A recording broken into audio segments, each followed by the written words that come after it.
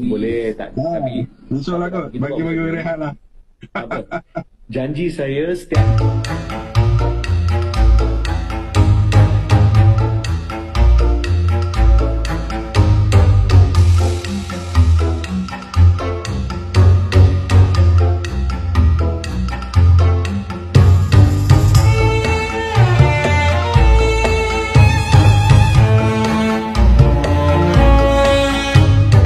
semua anda yang masuk dalam live saya dan mengeluarkan kenyataan ini dah sedang dipantau oleh pihak berkuasa. Jangan marah saya kalau ada panggilan nanti ataupun ada radio car yang singgah di rumah anda. We are monitoring. Jangan behave yourself.